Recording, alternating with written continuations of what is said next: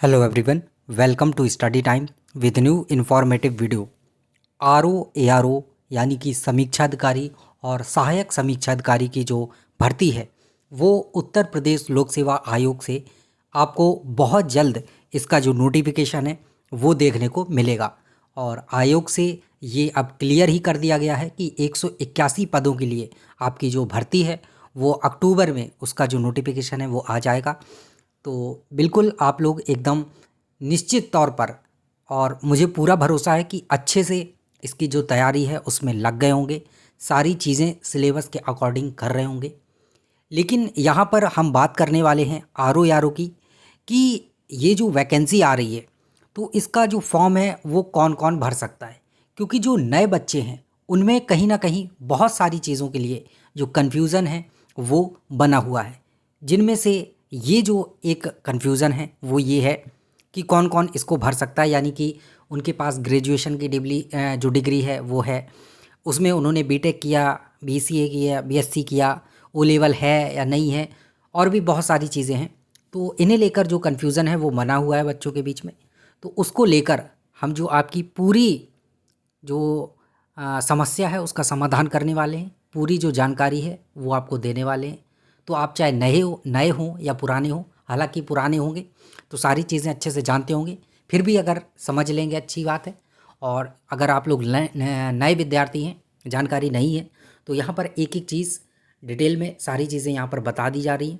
उन्हें ध्यान से देख लीजिएगा कि क्या चीज़ें हैं और कैसे हैं, कौन सी वैकेंसी आएगी, उसमें कौन लोग अप्लाई कर सकते हैं, कौन अप्लाई नहीं कर सकते।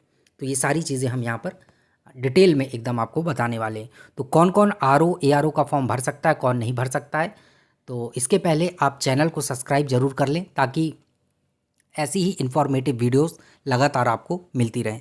तो सबसे पहली बात कि आर ओ क्या होता है उसकी जानकारी ले लीजिए कि आर ओ आपकी जो पोस्ट है वो सचिवालय से भी उसकी वैकेंसी आती है, लोक सेवा आयोग में भी उसके पद रहते हैं, जो निर्वाचन आयोग है, राजस्व परिषद है, इनमें भी इसके जो पद हैं वो रहते हैं। तो ये 4 जगह से आपकी जो वैकेंसी है वो हो रहती है। तो इसमें आपका मेनली कहें सबसे अच्छा जो है वो सचिवालय का है। तो इसमें भी अलग अलग जो वैकेंसी है वो आती हैं। एक तो आपकी नॉर्मल रहती है जिसमें सिंपल ग्रेजुएशन मांगते हैं। दूसरा रहता है कि स्पेशल पोस्ट होती हैं, जैसे कि अकाउंट्स की या हिंदी की या फिर उर्दू की। तो ये जो स्पेशल पोस्ट है वो होती हैं। तो उनमें क्या मांगते हैं कि आपका उनके लिए जो क्वालिफ़िकेशन है वो अलग से थोड़ी सी एक्स्ट्रा जो क्वालिफ़िकेशन है वो मांगते हैं। तो ये देखिए, ये आपका जो 2021 में वैकेंसी आया था। तो जैसे यहाँ आपको दिख रहा है समीक्षा अधिकारी अकाउंट्स, और नीचे इसके दिख रहा होगा समीक्षा अधिकारी हिंदी। तो इनके लिए जो क्वालिफ़िकेशन है वो यहाँ पर अलग से जो है लिखी रहती है। जैसे यूपी सेक्रेटरीट के लिए तो bachelor degree in commerce with accountancy from a university established by law. तो मतलब आपके पास कॉमर्स में जो डिग्री है वो होनी चाहिए अगर आप अकाउंट्स वाला जो फॉर्म है वो फिल कर रहे हैं। O level certificate in computer application form and institute, तो मतलब कि आपके पास ओ लेवल होना चाहिए। Knowledge of Hindi written and Devanagari script, ये सारी चीज़ें तो है ही है। सेम जैसे हिंदी का है तो आपके पास जो आपने ग्रेजुएशन किया है तो उसमें हिंदी लिटरेचर या Sanskrit literature as a one subject के रूप में, एक सब्जेक्ट के रूप में होना चाहिए। तो ये कुछ स्पेशल जो वैकेंसी आती हैं जो आपको बताया है, तो उसके लिए आपको ये अलग से जो क्वालिफ़िकेशन है वो चाहिए होती है। बाकी तो देखिए जो नॉर्मल आर ओ की वैकेंसी आती है उसमें आपको कुछ नहीं चाहिए, सिंपल सा आपका जो ग्रेजुएशन है वो होना चाहिए। उस ग्रेजुएशन में आप हो सकता है बीकॉम किए हों कॉमर्स से, हो सकता है बीटेक किए हों, हो सकता है आप बीसीए किए हों, एमसीए किए हों, जो भी किए हों, बीए बीएससी, आपने कुछ भी किया हो, तो आप वो सिंपल सा आर ओ का जो फॉर्म है समीक्षा अधिकारी का नॉर्मल वाला वो फिल कर सकते हैं। हालांकि फॉर्म एक ही फिल होता है, उसी में आपको टिक वगैरह लगाने रहते हैं किस किस उसके लिए आप अप्लाई करना चाहते हैं, तो बस उसमें आप टिक जो है वो कर सकते हैं।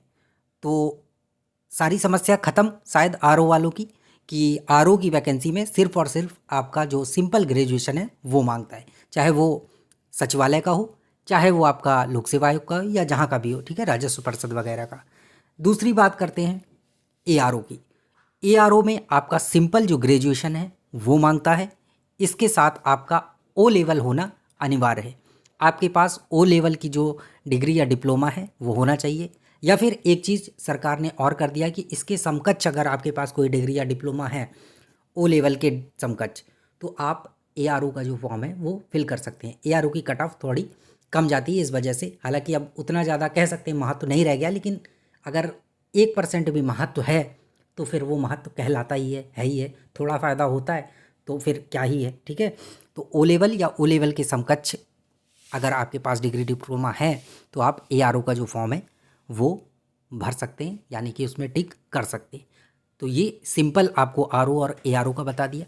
अब जो है अकाउंट्स की आती है, हिंदी की आती है, उर्दू की आती है। तो उसमें आपको बताया कि उर्दू की आएगी तो उसमें आपके पास उर्दू एज अ सब्जेक्ट आपने पढ़ा होना चाहिए। हिंदी की आएगी तो हिंदी एज अ सब्जेक्ट पढ़ा होना चाहिए प्लस ओ लेवल वगैरह। और अगर अकाउंट्स की आएगी तो कॉमर्स से ग्रेजुएशन, तो ये आपको पहले ही बता दिया। तो ये जो ये दो प्रकार की कह सकते हैं भर्ती होती है, एक तो सिंपल आरओ वाली, तो सिंपल होगी तो आरओ में आप सिंपल ग्रेजुएशन और एआरओ में ओ लेवल उसके साथ चाहिए रहेगा। बाकी स्पेशल पोस्ट के लिए स्पेशल जो क्वालिफिकेशन है वो होती है।